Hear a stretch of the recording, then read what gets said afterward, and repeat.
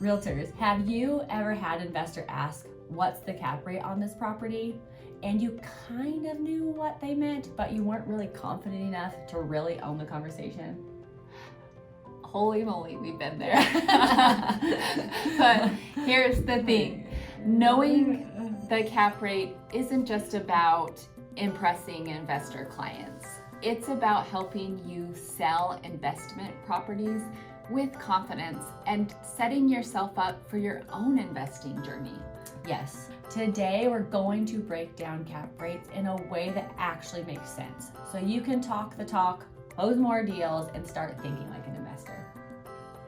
Real talk. Investors don't just want a realtor. They want someone who understands numbers, speaks their language, and knows how to find them a great deal. If you're not that person, they're gonna find someone else. There is good news. It's not hard to learn. One of the best ways that you can level up as an investor-friendly realtor is by understanding cap rate. It really is a simple formula that helps investors decide if a property is worth buying. So today we're gonna teach you how to calculate cap rates fast so you can win more investor clients, close more deals, and maybe even start investing yourself. So, Allie, let's start with, what is a cap rate? Yes, let's break it down. It sounds harder than it definitely is. So, a cap rate or capitalization rate is a simple formula investors use to evaluate the return on income producing properties. So, if you think of it like this, it tells you how much return you're going to get for every dollar invested. And when you know this, you can help investors make smarter decisions and position yourself as a true expert. Yeah, and the formula is simple.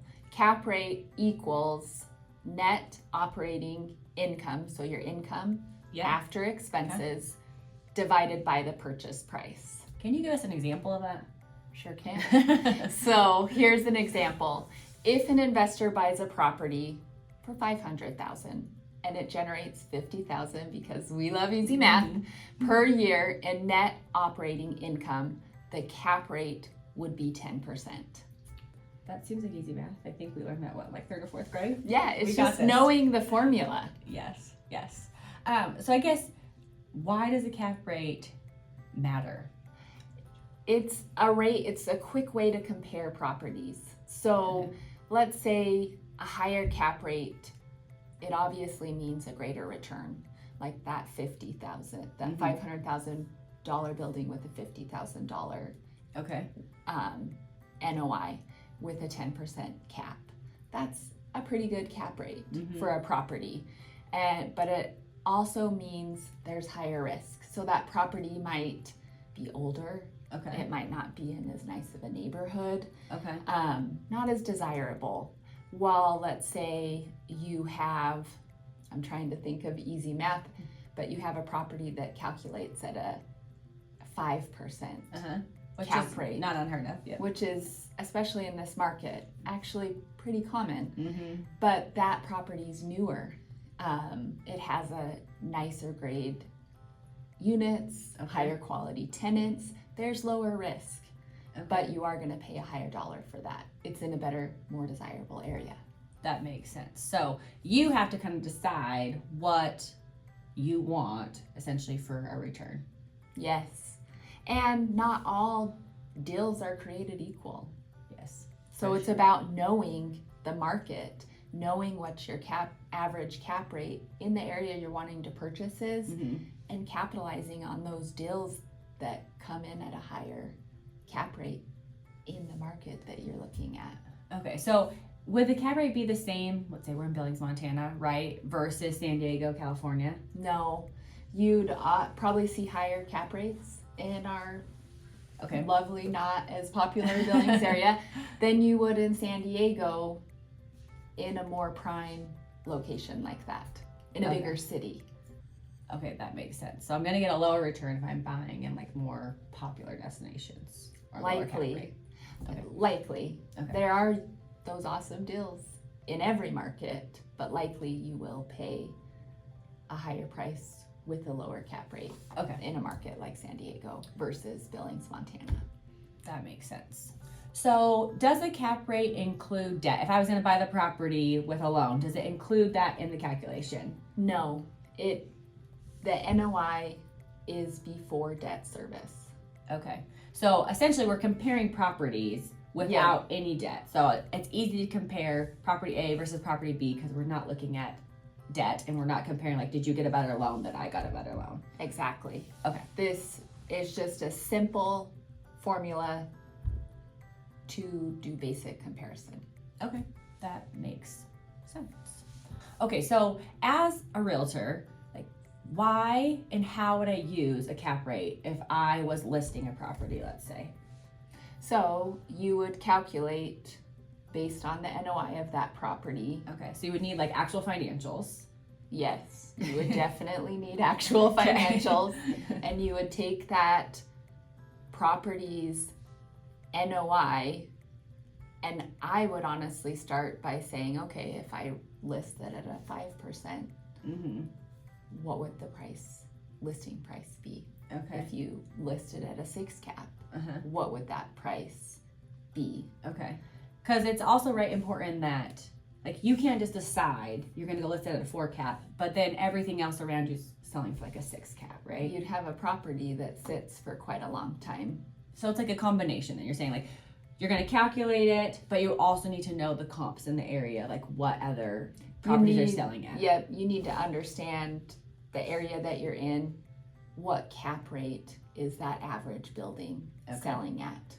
And if you're an old rundown property, you're gonna have to go lower than that brand new construction, the cap rate their property sold at. Okay, that makes sense. So looking at comps and looking for what average cap rates are in your market.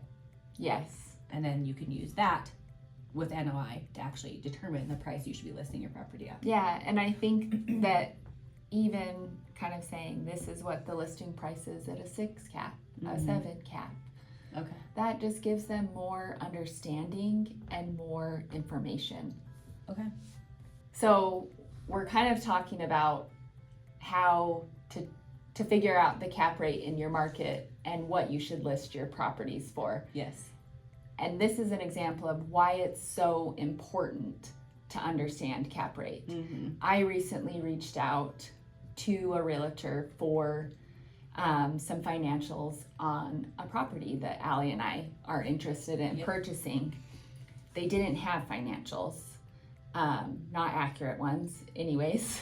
That's really hard to run numbers, right? I did finally get not the actual financials, but like a breakdown. And what I discovered was the expenses were way higher than what they had listed online for the performa. Okay. The listing performa.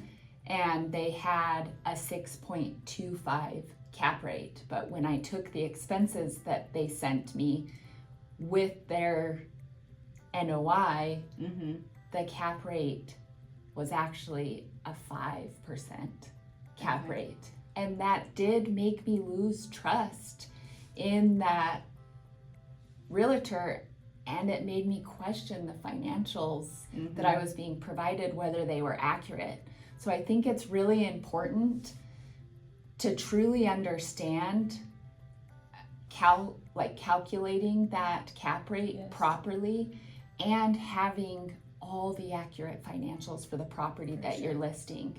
And so that's kind of a real life example on how, if you know that information and you're confident, it sets you apart from other realtors. Well, and with that same deal, right, it's like the market is saying, when you're looking at comps, right, the market is saying the cap rate is 6.15%, but because he didn't do his job, he listed it at a 5% cap rate, which is not what the market is. No, especially in the area that we're looking. Yeah. Cap rates truly are closer to 7, even 7.5 in this area.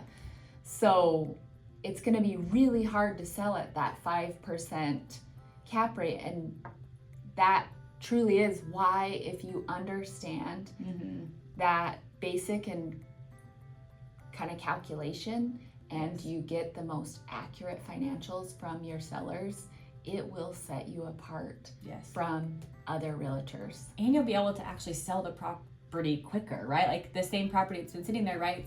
If he's got it listed at 5% in cap rate and the market says it's worth 6.5%, 7% cap rate, that property just sits there. And we all know being a realtor and having properties just sit there is a waste of time, energy, resources. So if you're gonna have an investment property, understanding the cap rate will allow you to sell your property quicker, and it will allow you to work with people like us, right, that want to go buy properties and hopefully for yourself.